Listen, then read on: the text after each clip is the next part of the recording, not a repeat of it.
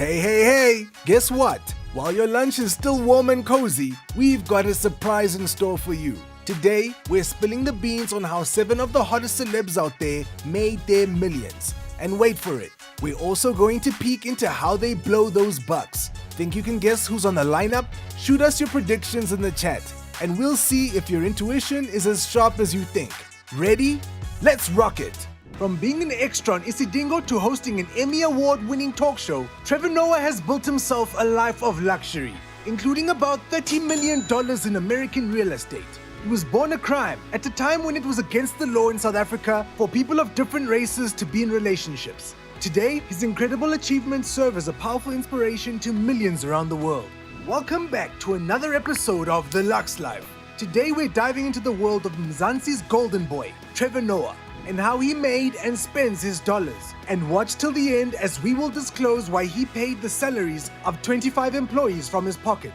Let's start with how he built his 8-figure net worth. Born in Johannesburg, Trevor's entertainment career started in 2002. The aspiring comedian had a small role in an episode of the South African soap opera Isidingo. He later hosted his own radio show called Noah's Ark on the leading youth radio station, YFM, and even made it to the finals on South Africa's Strictly Come Dancing. He's clearly a man of many talents. When Noah was 21 years old, his friends dared him to perform a comedy routine at a nightclub. He entertained the audience with humorous stories about his friends and life, and the rest is history.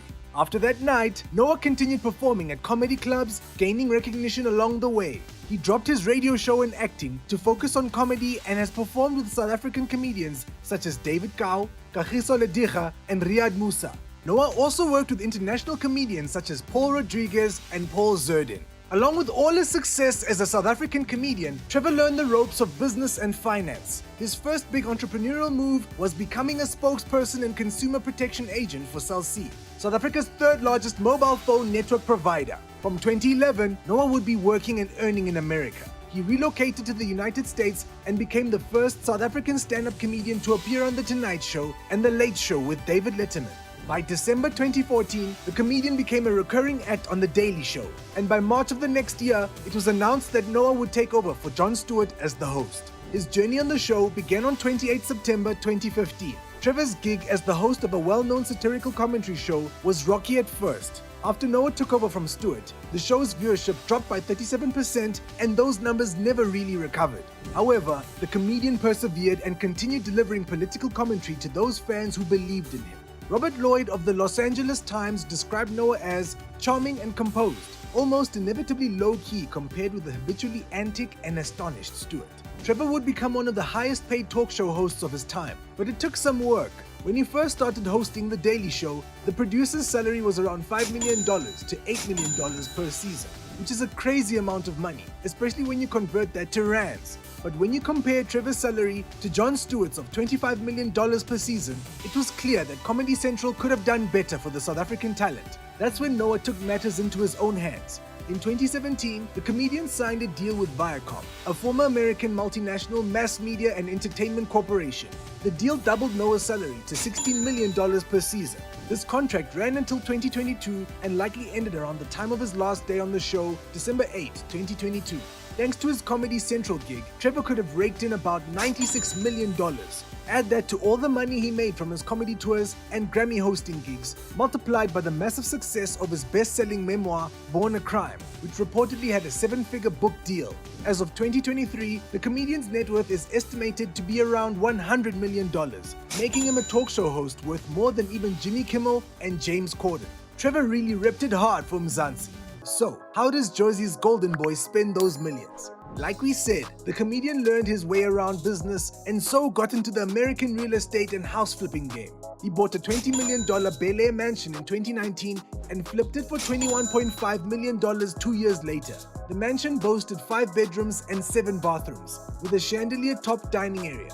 It has a double island kitchen and a wet bar with a 1,893-liter aquarium. It also hosts amenities such as a wine cellar, movie theater, cigar room, cabana, and 3-car auto gallery to fill out the rest of the space.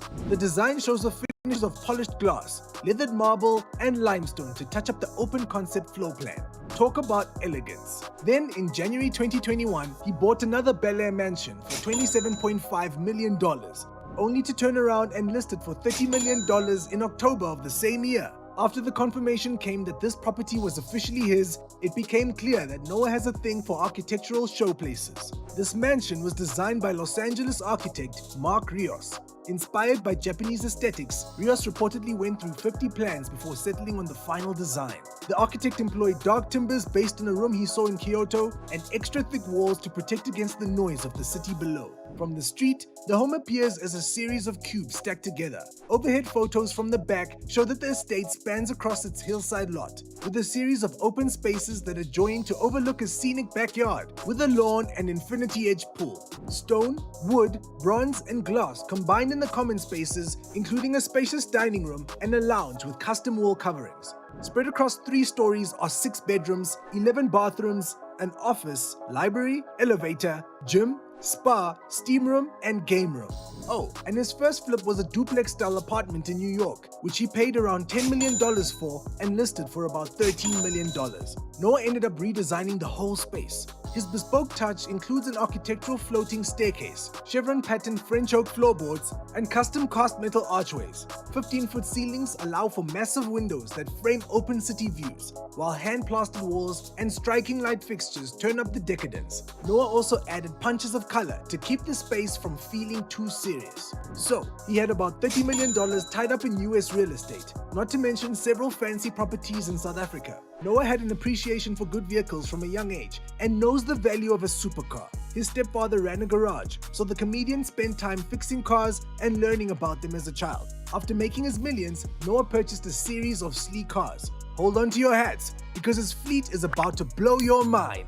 He bought a Porsche Macan valued at $57,000, a Lamborghini Huracan worth $248,000, and a Bentley GT for $202,000. Noah is also a member of an exclusive car club in New York that allows him to rent luxury cars, and these memberships usually have a starting cost of $18,000. The former talk show host also has a deep appreciation for watches. Trevor's dad is half Swiss and would often bring a Swiss chocolate or watch for his son, who grew up loving timepieces. When it comes to watches, Trevor Noah knows how to make every second count. The most expensive is a Richard Mille RM1103 automatic flyback chronograph worth $130,000. Only 500 pieces were made of the limited edition watch. Trevor's favorite watch is a $59,000 Patek Philippe 5650G Advanced Research that combines elegance and a fun design.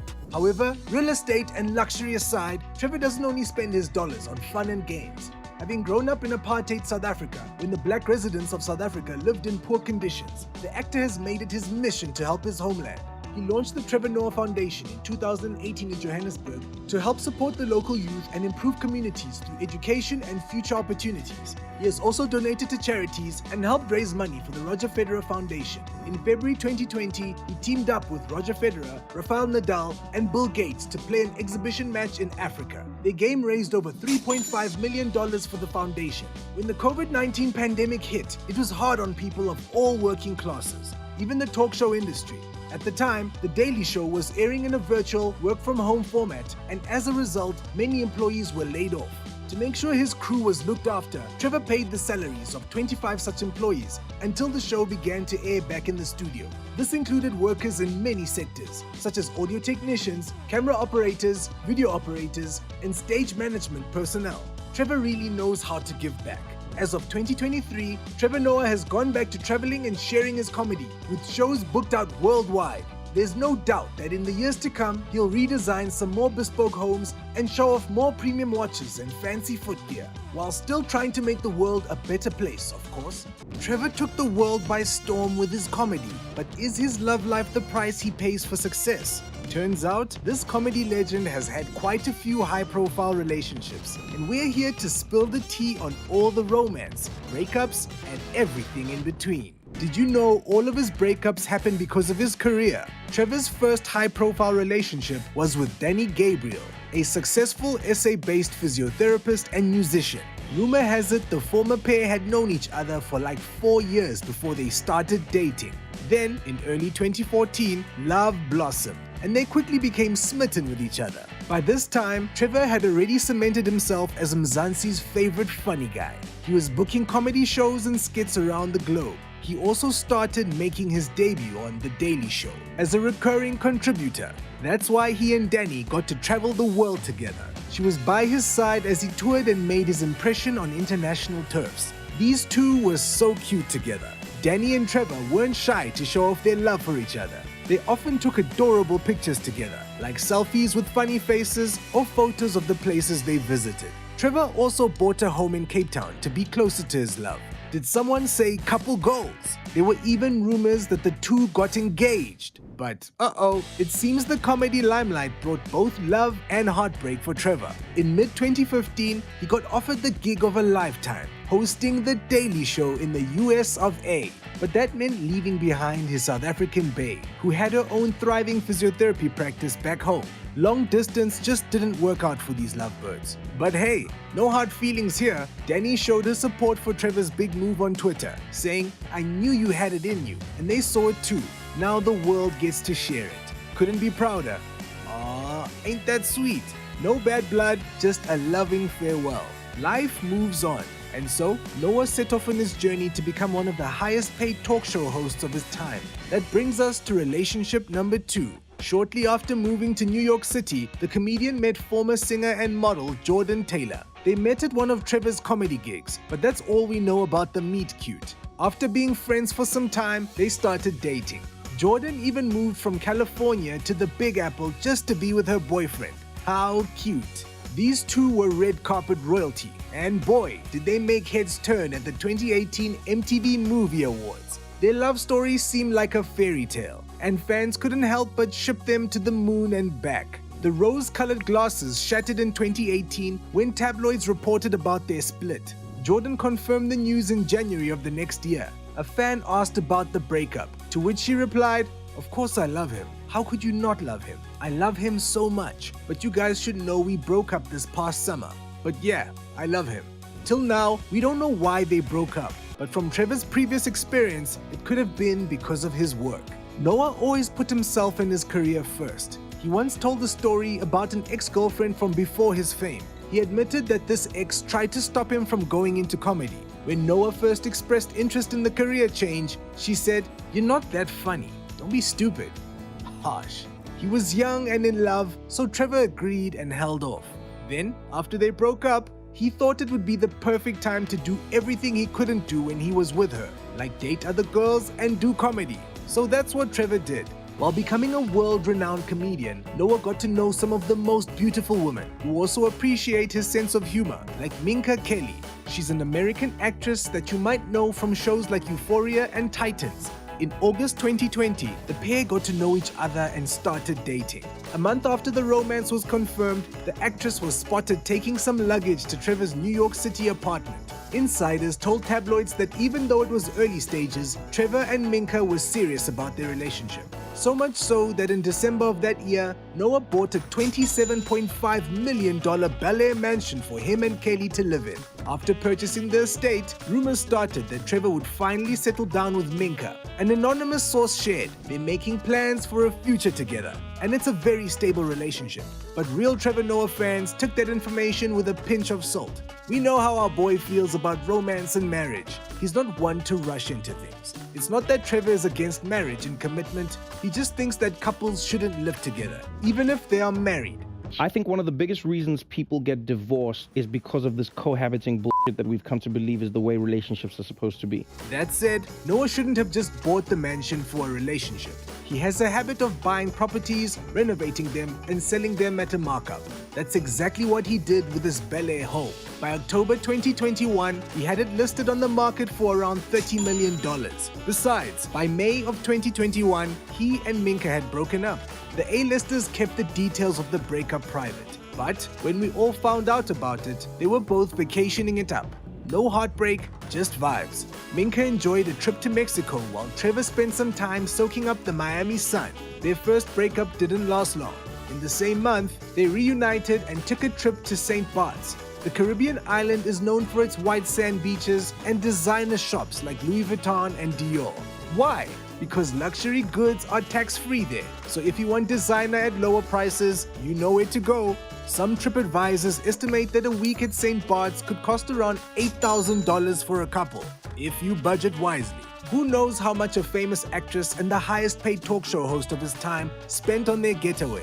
The luxury vacation seemed to mend things between Trevor and Minka. They were on again, and news spread that they were working on their relationship. They were also spotted walking dogs and looking cute all the time. At this point, we started second-guessing what Trevor said about living with someone you're romancing. They even went Instagram official for the 2022 new year. Listen, that was a big deal for a guy who was trying to keep his love life on the down low, especially after his past high-profile dating experiences. But sadly, Trevor and Minka broke up again, and this time it was, and we quote, official. At the time, tabloids claimed he was too focused on work and didn't have enough time for a relationship. Well, he was preparing to leave The Daily Show, and his next adventure would be touring the world with his comedy shows again. It makes sense that Trevor couldn't have a long-distance romance for so long. Even though it seemed Noah put in the grind to make this relationship work, he left Minka with no regrets and little heartbreak. A few months later, he went on the rebound. Fans went wild when they first saw pics of him cozying up with pop sensation Dua Lipa. But that was just a one-time thing, an indication that Noah is Mr. Moving On. But what about now?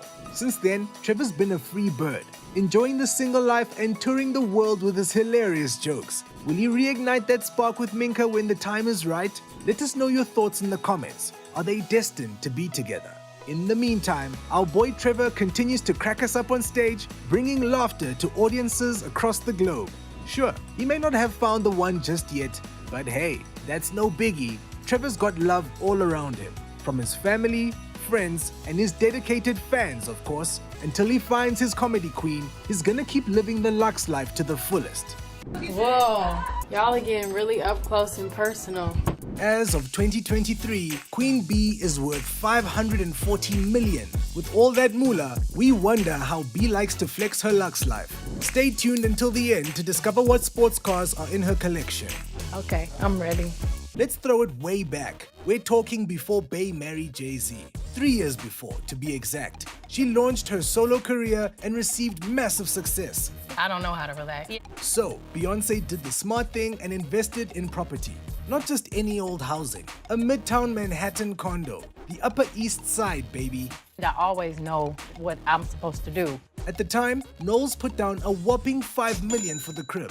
To make sure you have your own life before you're someone else's wife. And I mean that. The lavish home boasted 3 bedrooms and 3.5 bathrooms. After owning the property for 12 years, Bey sold it for $9.9 million. That means she made $4 million profit. Ka-ching! And after that, Beyoncé and Mr. Carter got hitched. The Carters bought a swanky villa in Biscayne Bay, Miami. If you thought Bey's apartment was dope, wait till you hear about this. 7 bedrooms, 8 bathrooms, and an ocean view. Talk about deluxe. Word on the block is the couple cashed out $9.3 million for the home. And it's situated in a super secure gated community. There are only 35 compounds on that island, so no paparazzi could find their way into the beehive. And when the Carters weren't enjoying Biscayne's privacy, they lived it up in the Hamptons. It's great when you visualize something and it actually comes to life. This was a rental though. We're counting it because they paid $400,000 a month to use the spot. This could be our favorite by far. Their temporary Hamptons home features 11 bedrooms, 17 bathrooms, and 2 kitchens. But that's not all. There's a 10-seat theater, a baseball field, and a 2-lane bowling alley. You thought that was it? Nah, we can't miss the club area, DJ booth, or private skate park. You'd never get bored at this house. No wonder Beyoncé and Jay-Z paid that rent. You know, I'm still walking on the clouds. Hold up, let's pause real quick. We gotta know, are you subscribed to our channel yet? If not, please make sure you do, and share our channel with your friends. Back to the video. Rumor has it the couple also bought La Casa de Castile. And I said, I want to do that again. The New Orleans property has a steep history. The stained glass windows come courtesy of its previous owners, a church. I can feel so much light and beauty in this room. It was also once a ballet school. Under the Carter's name, it was a private residence. Man, if we tell you, this is a dreamy home. Literally, you know when you have the moments in your life that you always dream about. It featured floor-to-ceiling bookshelves and a unique rooftop garden. I'm so excited. I feel like I'm living a dream completely. Every day, something new is happening. It was listed for just over $4 million when they sold it. Its value might have decreased now, since the whole arson incident. Oh, you don't remember? Back in 2015, the house mysteriously caught on fire. Thankfully, no one was harmed. Bey and the fam were nowhere near the property. A case of arson was opened, and the investigations went deep. But until today, the truth was never uncovered. What do you think happened to La Casa de Castile? Always these crazy moments. Up next is another rental, also around $400K. This was in 2017 when Bey was expecting her twins. The family temporarily moved into a Malibu mansion. They call it La Via Contenta. Show how to do it. We'd be content living here too. I'm very happy. I'm very content in my life. The home has breathtaking views of the ocean, not to mention the sleek, modern interior designs. It seems like a great place for Queen Bee to hide away with her babies. I'm still pretty private, and now I think people respect that I'm private. Mr. and Mrs. Carter's next investment was a Bel Air mansion worth $88 million at the time. The crazy thing is that by 2017, the couple could have put down cash for this house. This is the property they consider home. It's close to friends and family, and it's where Bey and Jay raised their kids. It has 4 outdoor pools, a spa, and a full-sized basketball court. There's obviously a lot more, but we'd go through all our time listing why this mansion is great. And not too long after the Bel Air purchase, the Carters also copped up a Hamptons estate. Sometimes I'm like, tone it down.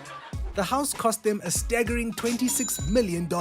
It's called the Pond House. At this point, they marked themselves as connoisseurs of the real estate world. And I just felt like I was in my own world, and it was unbelievable that it was built so many years ago. I'm so happy to be able to see it in person. The 100-year-old property is hand-milled woodwork and specialist carved marble. BT dubs, it's the house from Bey's Halo music video. So iconic. I'm Beyoncé, and I'm the president. And most recently, the Carters have switched up their real estate game. Leading up to 2023, they sold off some of their properties. They kept the Hamptons and Bel Air mansions, of course, but the rest was sold so Jay-Z and Beyoncé could buy their ultimate dream home. The price for the California dream was a staggering $200 million. In fact, it's the most expensive home ever sold in the area, and the second most expensive property sold in American history. Oh yeah, the Carters paid cash. Not only that, but the word on the street is the couple got a $95 million discount on the deal. How do you know? Japanese architect Tadao Ando designed the huge estate. It spans over 30,000 square feet and took over a decade to build. Some say it looks like a Bond villain lair. But one thing's for sure, buying this house was a big flex for Beyoncé and her man. And that's not all she spends her cash on. Beyoncé is basically swimming in money at this point. Did you know she gifted Jay a private jet for Father's Day? That's big balling. And so is being a Tesla owner. There's nothing more swag. Bey's everyday car is the Tesla Model S. Everyone who's anyone is driving a Tesla nowadays. And the Model S, just like Queen Bee, is all about the style.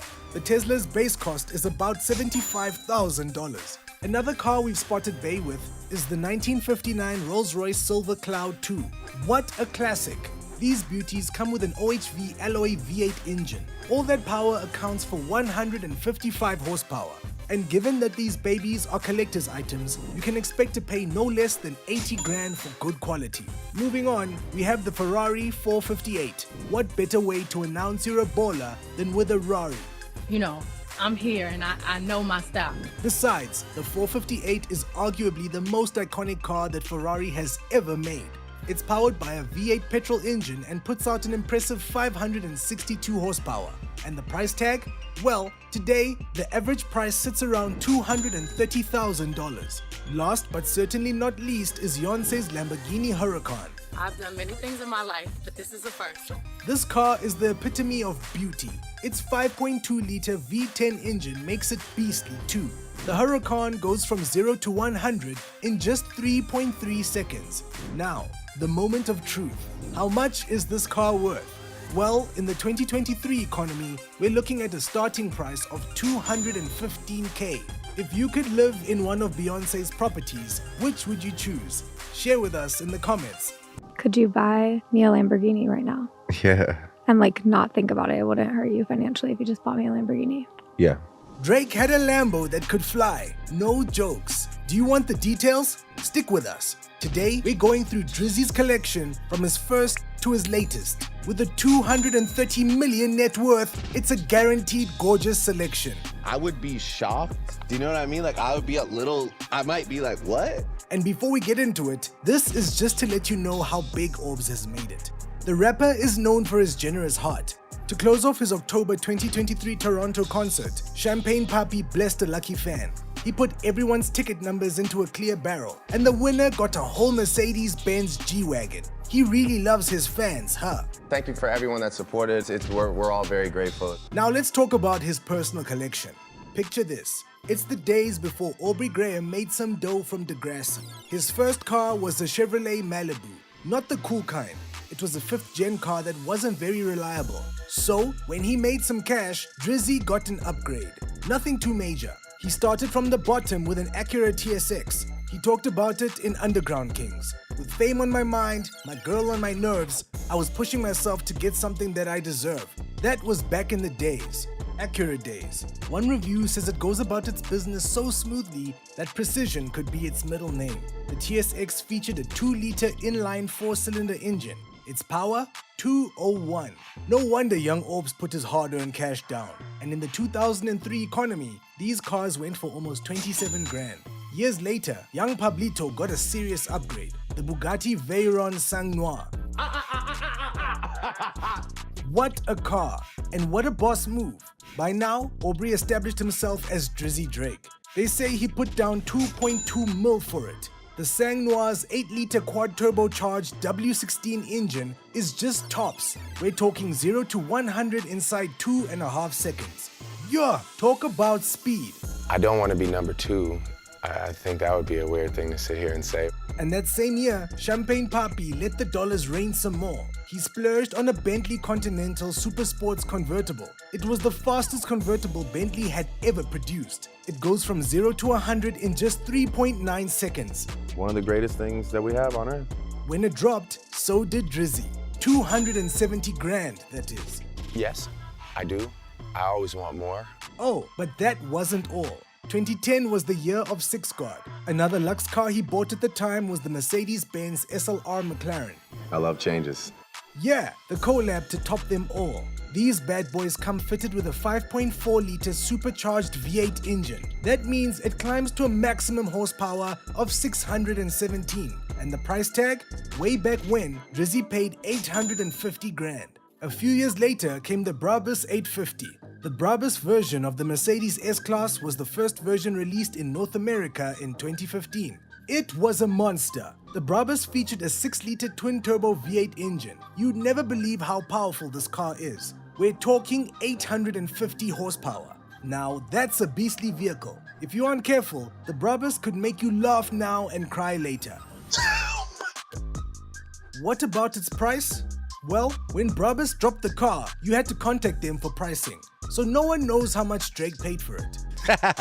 But one thing's for sure, Brabus was never known for affordability. Next up in this legendary fleet is the Rolls-Royce Wraith. The 2015 model was considered the most powerful and dynamic car that the brand ever made. It features a 6.6-liter turbocharged V12 engine. The Wraith puts out a maximum of 624 horsepower. Now, the moment of truth. How much was this car? Let's call it an even 400,000. And hella people say the car is worth it. We are sure Wheelchair Jimmy thinks so too. In his diss track Back to Back, he said, "I drove here in the Wraith playing, ARAB. I'm not sure what it was that really made y'all mad, but I guess this is what I gotta do to make y'all rap." Bars. Moving on, we have another Mercedes, also a 2015 model. The original Mercedes S600 Pullman was for rock stars, dictators, and war criminals. Not necessarily in that order, but the modern version was made for CEOs, MVPs, and hip-hop royalty. You don't know what it is? Allow Drizzy to enlighten you. I just got the Mercedes Maybach Pullman. You homies never heard of it? You gotta hit up Google. So, that's exactly what we did. It's a 21-foot S-Class limousine powered by a 6-liter bi-turbo V12 engine. The Pullman reaches a maximum of 530 horsepower. Man, I love it. And for a ride this sleek, Drizzy put down $600,000. And the very next year, he added a Rari to his collection.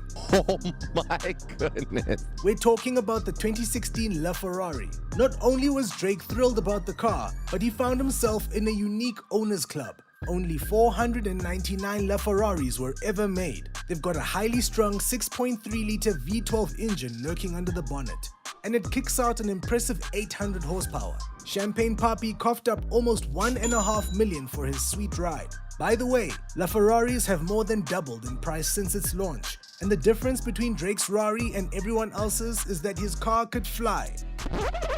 Wait, what? Hey, what's going on here? Yeah, man, he literally flew into shows with his LaFerrari. How did he make it happen? We're gonna share a little secret with you. The car wasn't real. Drizzy commissioned an inflatable version to woo his crowd.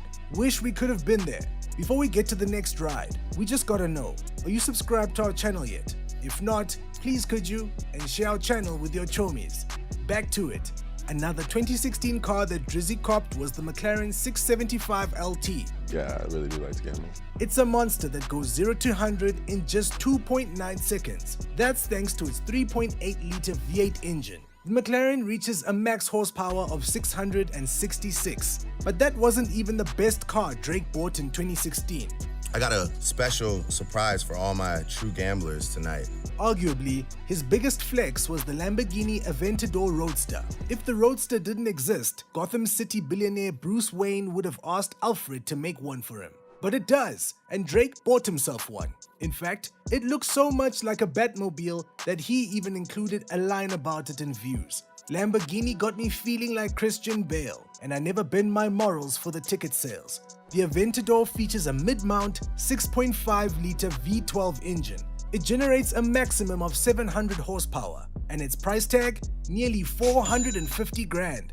Last, but by no means least, is the Mansory Rolls-Royce Phantom. Drizzy's car is a bespoke one-of-one edition, customized by Tony Bett. It comes complete with an OVO owl. Standard models cost around 1.2 mil, but Drizzy's is custom, so it's definitely worth more. Does this make him a total baller? Maybe. Either way, it's all part of God's plan. Drop a comment and let us know which of Drake's cars is your favorite. I don't even really want to get into it. Donald Glover, aka Childish Gambino, became famous because of a decade-long feud. We know that's a heavy sentence to digest. So let's break this down, from how this beef started to how Glover made hella moolah off it. Stay tuned till the end to find out how Glover's song, Redbone, changed a little girl's life. Did you know Donald Glover started his career as a comedy writer?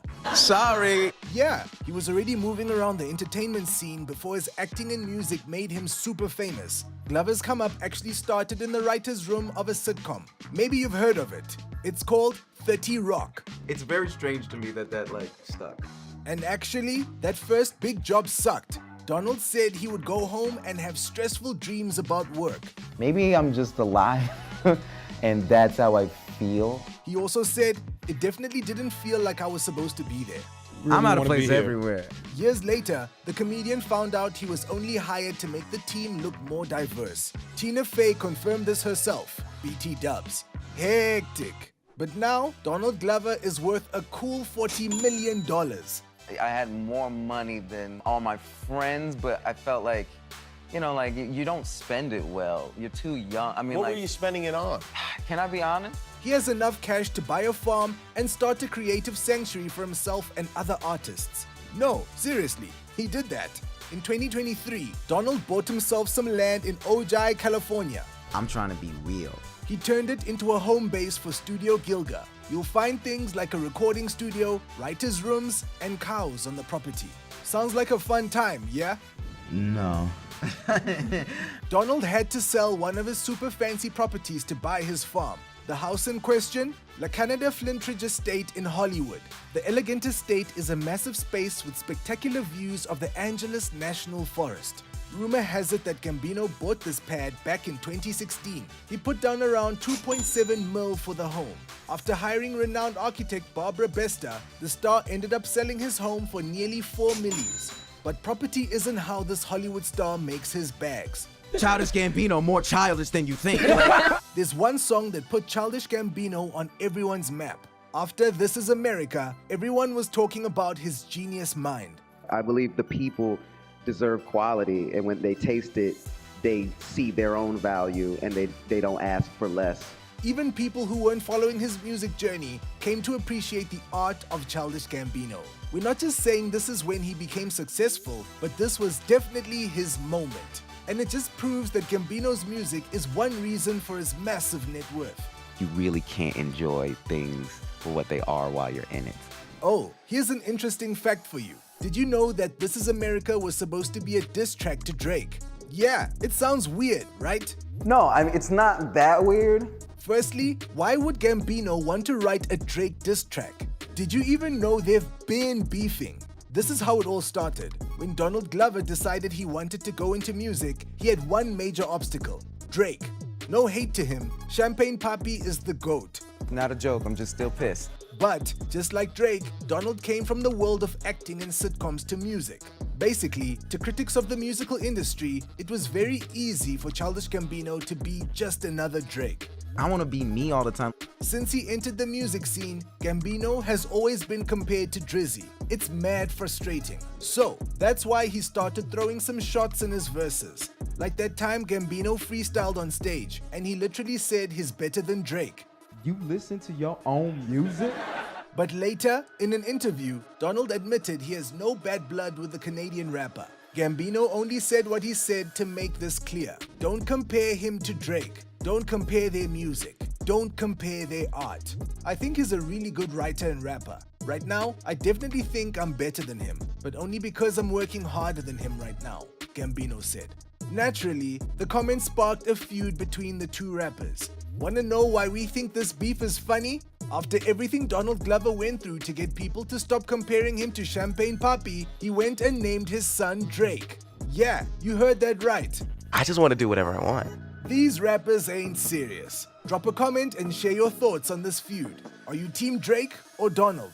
Oh, Gambino's feud with Drizzy started back in 2014, by the way. And 10 years later, it's still a thing.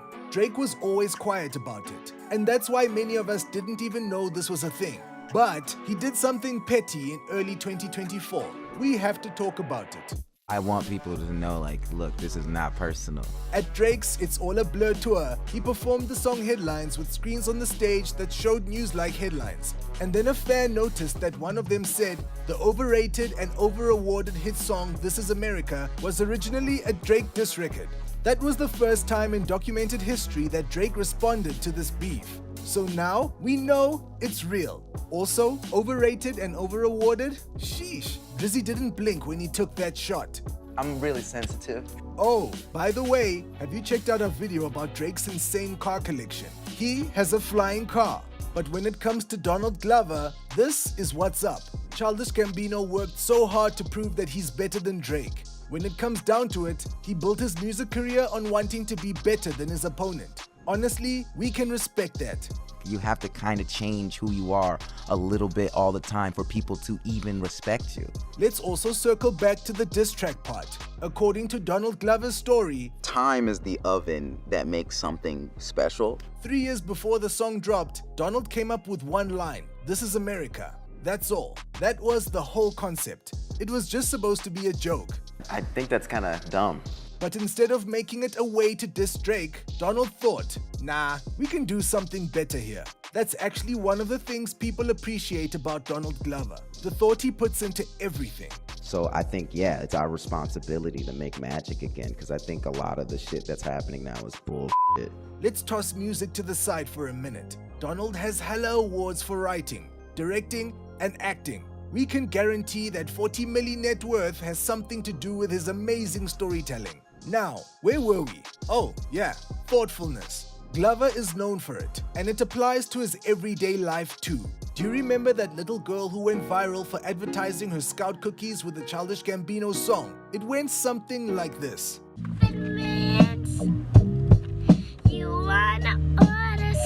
How creative was that? And Gambino thought so too. When Little Charity appeared on a talk show, the singer made a surprise appearance. Not only that, but Gambino also helped the Girl Scout with her cookie sales. How did he do that? Well, Donald bought 113 boxes of Thin Mints that day. That's a lot of Thin Mints.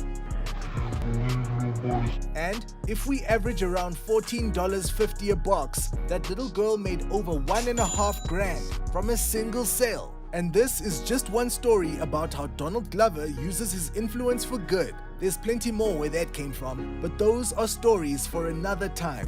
Quick question, did you become a fan of Donald's music, acting, or writing first? Share with us in the comments. Watch this. Do you know the real reason why Usher started a record label? Or maybe you're wondering how much the king of R&B cashes out from his sold-out tours. Today, we're discovering the details of Usher Raymond's Lux life. Usher joined the world of R&B when he was just 16 years old. The preparation starts today. This was the mid-90s. By the 2000s, he had taken over the music scene with his best-selling album, Confessions. Even though he quickly became successful, the journey wasn't always smooth for Usher. Did you know he was involved in a lengthy court process? 3 fans came forward with claims against Raymond. They said he initiated certain activities without telling them that he had herpes. How wild is that? The 2 women and 1 man that accused Raymond were also suing him for $20 million. When this happened, even the singer's insurance company filed a lawsuit against him. Everyone was saying he should make a statement saying whether he's positive or negative for the STD. Eventually, after like 2 years, all the charges were dropped. But wait, don't we know Usher as one of the most kind to his fans' mates? Yeah, we'll get to this in a few moments. Anyways, even with all the drama in his life, Usher stuck to the game. Today, he has a net worth of 180 mil. And how does he manage all that bread? By his mid-20s, Usher lived in a $2.8 million Atlanta mansion. Rumor has it that his most recent purchase was a $3.4 million Hollywood Hills estate in 2022. This mansion is known to have famous faces. Usher actually bought this mansion from model Cara Delevingne and her sister, Poppy. The beautiful estate boasts its wealth with lush greenery and a spacious yard area. It has around 5 bedrooms and 6 bathrooms. What about luxe living? And even when it comes to his rides, Usher is packing the luxury too. Let's get one thing straight. Even R&B stars have an image to maintain. Fancy cars, designer threads, flashy ice, it's just the vibe. And to keep up, you gotta be willing to put down major dough. The passion is always gonna be there. That's the most important part for me. Quick disclaimer, Usher is more about flaunting his projects than his whips, so this list might need to be updated. Let's start off with a vintage, the 2004 Porsche Carrera GT. This German beauty is a masterpiece that combines speed and style. Word on the block is that Usher put down around 450 grand on this baby.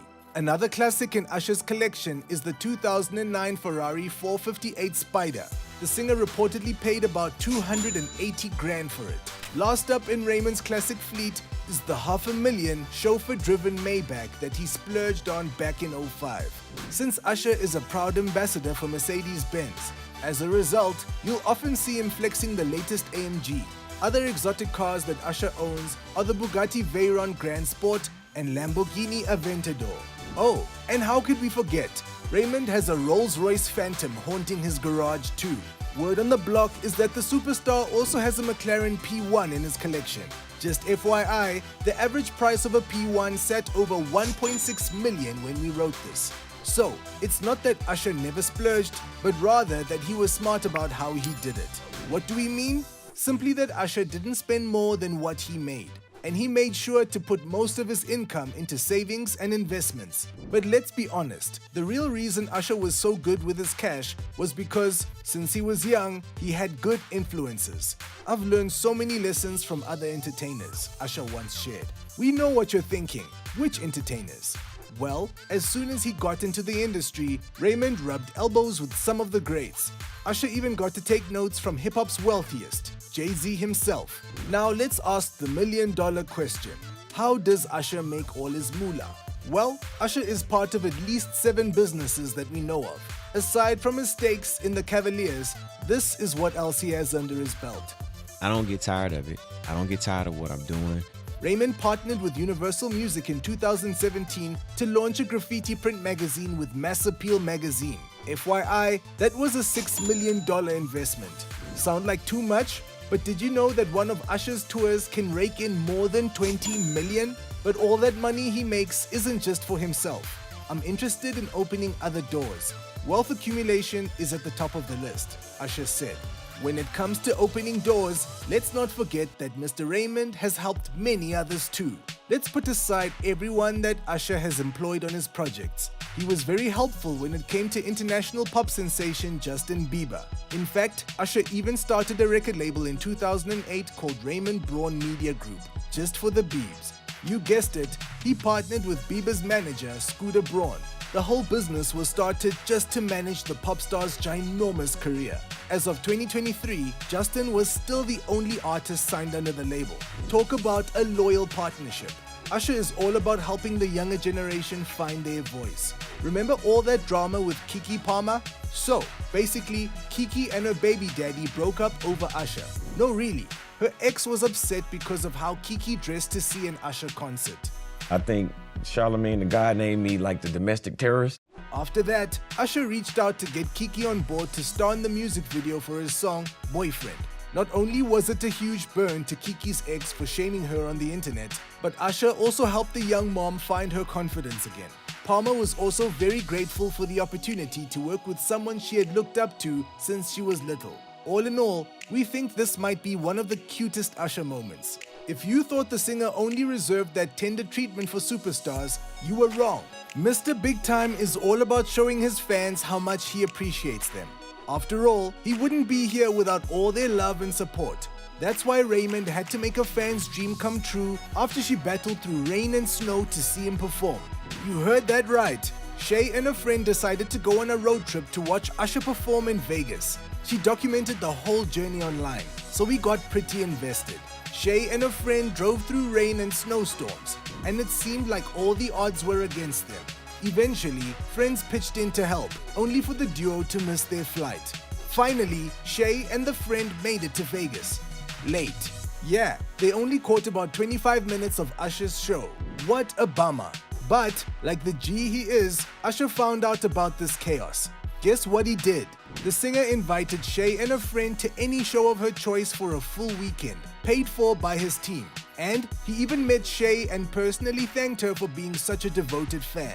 She has no idea what's getting ready to happen. No wonder Usher has so many fans. That wasn't the first time Usher had done something to help his fellow humans. Did you know that even before the success of his Confessions album, Usher set up a non-profit organization? It's called New Look. Since 1999, Usher has helped thousands of young visionaries to get one step closer to their dreams. From scholarships to mentorship programs, Usher's New Look is very committed to making a difference in the world. Speaking about his non-profit, Usher said, "We will continue this important work of helping youth rise above their circumstances and thrive as the leaders they were destined to be." Drop a comment and let us know when you became Usher's fan. I feel like I come with the story, you know? Tyla's been moving through the music industry like water. But did you know that her parents told her she had to become world famous or give up music? Stick with us till the end to find out why Tyla trended for all the wrong reasons. Okay, straight into it. Tyla was actually studying mining engineering not too long ago, but her heart wasn't in it. From the time she was young, Tyla knew she was a star. She knew she was going to be famous. You know what they say, you either got it or you don't. Of course, the road to stardom was not an easy one. Let's be real, Tyla is South African. So when the singer went to her rents and said, "I want to be a musician," they didn't take her seriously. Tyla's dad thought she would be a doctor or a lawyer. Oh, let's just also do a quick time recap so it's easier to follow. Tyla was 18 when she decided she wanted to focus on her music career, but her parents said no. She enrolled in university and even went to classes and alles. Like we said, her heart wasn't in it. So she begged her mom and dad to give her a chance. Let's go, let's rock. Here's why they were still very against the idea. When Tyla told them her plan, she didn't just say she wanted to be a musician. She said, "I want to be famous." Her parents were like, "Girl, you know that doesn't happen for South Africans. Be serious." But Tyla was very serious. "I really look up to Rihanna because she came from outside America and just dominated the industry," she said. "And if a girl from Barbados could do it, why not Tyla?" So here was the agreement. Mom and dad decided their daughter could take 1 year to work on her music career. If it didn't work out, she would have to listen to her parents and go back to uni. But Tyla was smart about this. She set up her career before she told her parents. Wanna know something funny? Tyla's dad didn't allow her to have a phone or social media. But when he was preoccupied, she would steal his phone and record original songs. She posted them on a secret Instagram account. Although I feel like it's gonna do well and everything, you obviously always gonna have that stress. The singer would also send her covers to stars like Drake and DJ Khaled. They might not have answered her, but Tyla did get some attention. This other photographer dude, Garth von Glen, reached out. He offered to be Tyla's manager, but she thought it was a scam and ignored the email. Still, she couldn't stop thinking about the opportunity. At the same time, Tyla's parents had no clue that their daughter was building this music career. In their heads, she was going to grade 12 every day and planning her university life. In the meantime, Tyla set up a meeting with Garth. For the next year, the singer spent every weekend in the booth. Maybe you remember her first big hit in Mzansi. I know it's getting late. What a banger! After Getting Late, Tyla knew she could put herself on the map. But first, she needed to make her mark even bigger. It all started with an independent music video. Or did you think she had the money to launch this career? Nah, Tyla pulled strings to make her first music video. Her manager became the director and her best friend was the stylist.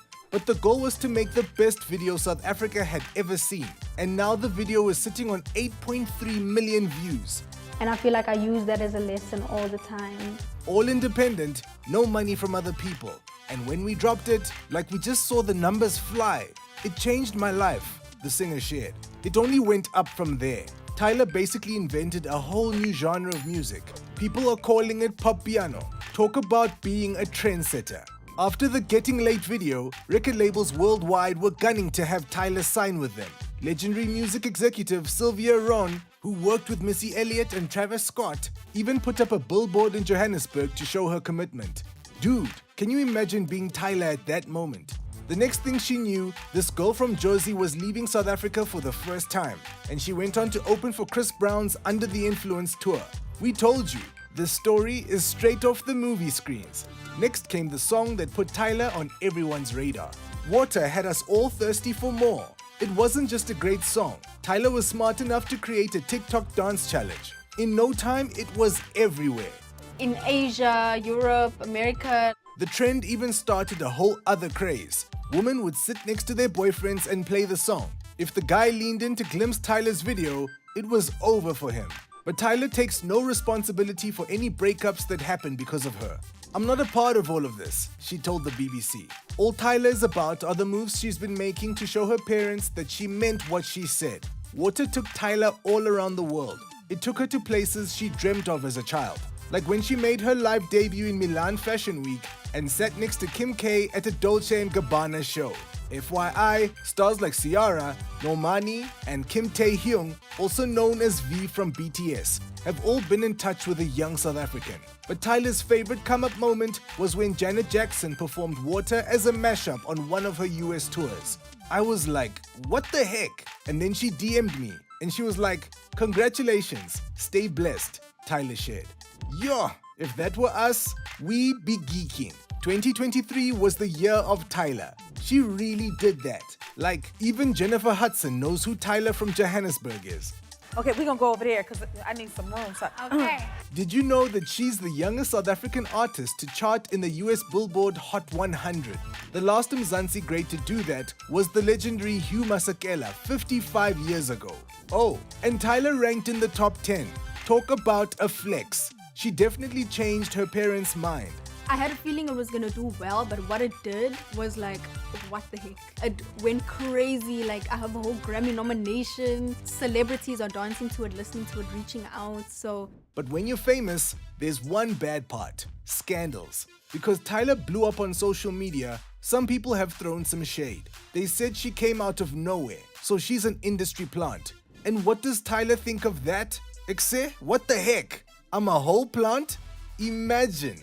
No way, Tyla joked. She might be a viral sensation, but Tyla is no overnight success. Another scandal that Tyla caused surrounds her identity.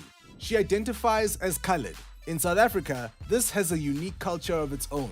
Being colored in South Africa comes from a history unrelated to the American term. But American fans were offended because, in this part of the world, it's a slur. They told Tyla she has to change how she identifies if she wants to fit in with Americans. That's when the South Africans jumped in to defend their girl. They argued that the American narrative isn't the only one that exists. Besides, whatever Tyla decides she is, that's nobody else's business. While we anxiously await the big net worth reveal of South Africa's rising supernova, let's talk about the big money moves she's already made. Aside from touring with C Breezy, Tyla has other famous names on her contact list too. She joined R&B singer Summer Walker for a remix of Girls Need Love. And what if we told you Tyla rolls with the A-list rappers too? Travis Scott hopped on to remix Water. It's a funny story actually. Tyla wasn't planning to have any remixes of the song. But then it blew up and all these great artists started reaching out to her. And I started getting excited. And then Travis reached out and I literally couldn't. Like, I could not say no. His music is crazy, the singer gushed. How cool is that? Needless to say, fans went mad when they found out. Some even said that Travis and Tyla make a pretty cute couple. What about you? Do you ship it? Share with us in the comments.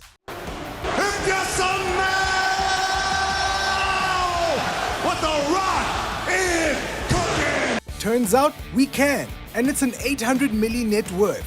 So how does the world's highest paid actor enjoy his Lux life? There's definitely some supercars in this story. But did you know that Dwayne had nowhere to live when he first started wrestling? Stick with us till the end to find out all the details. Today, Dwayne "The Rock" Johnson is a multi-millionaire and award-winning actor. And you can bet that they know his name in every corner of this planet. Dwayne never dreamed he'd make it this big. He's come a long way from crashing on some guy's couch. I said, hey, thank you for the opportunity. I really appreciate it, but I'm gonna have to close this chapter in my life. Dwayne was about 15 years old. His family was broke, and they got booted from their Hawaiian home because they couldn't afford to live there. I'd spent a lot of my time growing up in the backseat of a car. The young Rock was sent to Nashville, expecting to meet his father. By now, Dwayne's dad was setting up his career as a wrestler, and Dwayne thought he would do the same.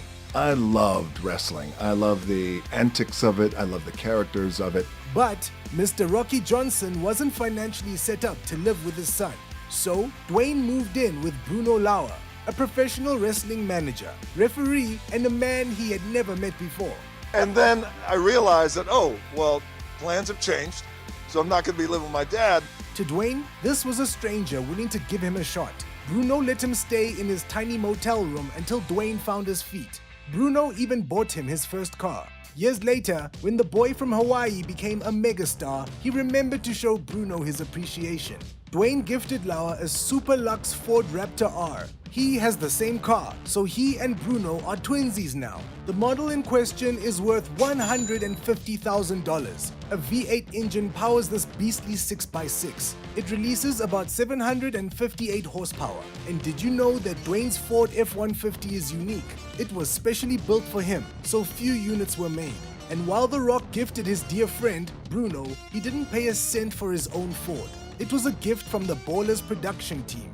This message is a very special message. I'm sending this one out to my family, or as we say in the islands, my ohana, and that is the Ford family. Now that's a mega flex. And when it comes to the rest of The Rock's car collection, well, let's just say it's fast and furious. But hold on, please subscribe to our channel and give this video a thumbs up. Now buckle up and get ready to ride like The Rock. I got a lot of guns in this. Okay. These kind. There's always room for a cheesy joke, I know. You're welcome. Let's talk about the Pagani Huayra he brought to the Ballers premiere. The Huayra features a Mercedes-AMG 6-liter V12 engine. That means it can produce up to 720 horsepower. What a car! We're just wondering how he fit inside. By the way, Dwayne is one of 100 people to have this beautiful vehicle in their collections. And the price tag? We're looking at over $2.5 million. That's not the only collector's item Johnson has enjoyed. He also added a Ferrari LaFerrari to the mix. Only 499 units were ever made. These bad boys give off an impressive 950 ponies. Believe it or not, some LaFerrari models can cost up to $4.5 million. Not that Dwayne has to worry about the price. His car was another gift from the Ballers production team. Hands down, without a shadow of a doubt, the best thing about being famous is making people happy. Next up is the McLaren P1. Gosh, can we swap lives with Dwayne for one day? Only 375 P1s exist. These mid-engine plug-in hybrids are a force to be reckoned with. They can go from 0 to 100 kilometers per hour in just 2.8 seconds and puts out a whopping 903 ponies. FYI, that means it's one of the fastest cars in circulation. And that price tag? $1.15 million. Another rare bird in Dwayne's fleet is the 2017 Ford GT. As the ambassador of Ford Service, I believe in these vehicles, the people who make them, and the specialists working hard keeping them on the road. No one knows your Ford better than Ford and Ford Service. The American Muscle puts out an impressive 674 horsepower. That's courtesy of its 3.5-liter EcoBoost V6 engine. The Rock scored his for a bargain price of $450 grand. But today, these models are way more expensive at auctions. But did you know there's a very special reason why The Rock added this Ford to his collection? Want to know what it is? Stick around till the end and keep your eyes peeled for the big reveal. Let's steer away from collector's items and look at some of the other impressive rides. Yeah? Like Dwayne's McLaren 650S. So how did I get here? By being the hardest worker in the room. His orange Speedster can hit 100 kilometers per hour in just 3 seconds. And it's one of the few supercars he can fit his mountainous physique into. The market price now sits over $150,000. Another fast car in his collection is the Lamborghini Huracan. Dwayne has been spotted cruising around in this beauty, but we imagine it's a tight fit for him. And just like its owner, the Huracan has bulging muscles and a booming voice. Its engine gives off 500 horsepower, and it's powered by a V10. What about that price tag? We're looking at a base of nearly 250 grand. Then we have the Land Rover Range Rover Sport SVR. You can't just have these tiny sports cars. The SVR has the height and build to accommodate our WWE superstar. Newer models start at just over 117,000. Rumor has it The Rock first drove this car when filming for the Ballers. He ended up liking it so much that he just took it home. Oh, to be Dwayne. I turned out all right. Oh, and how could we forget? There was one more car the Ballers team gifted their megastar, the Rolls-Royce Wraith. The special model packs a 6.5-liter V12 engine, and its acceleration is smooth as butter. We're talking about 624 horsepower. These super exclusive cars cost north of 350 grand. Another Rolls-Royce in his fleet is the Cullinan. Ranking above the Ghost model, this luxury SUV was designed for all-weather and all-terrain. It features a 6.7-liter turbocharged V12 engine, and it puts out roughly 563 ponies. Rumor has it The Rock's Cullinan is worth a cool $330,000. While Dwayne Johnson is living the soft life now, he'll never forget those who helped him climb the ladder of success. I have this problem. I do have an issue, right? It's like a little sickness that I have where I really enjoy buying cars and giving cars to the people. His dad put in blood, sweat, and tears to get the Johnson family where they are now. And for that, Dwayne will forever be grateful. That's why he told his dad, pick any car you want, on me. Rocky chose the Cadillac Escalade, optimized for luxury driving. This SUV gets its power from a V8 engine, and the horsepower, 403. Dwayne put down just over 76 grand for the Caddy, and when it comes to his mom, The Rock goes all out too.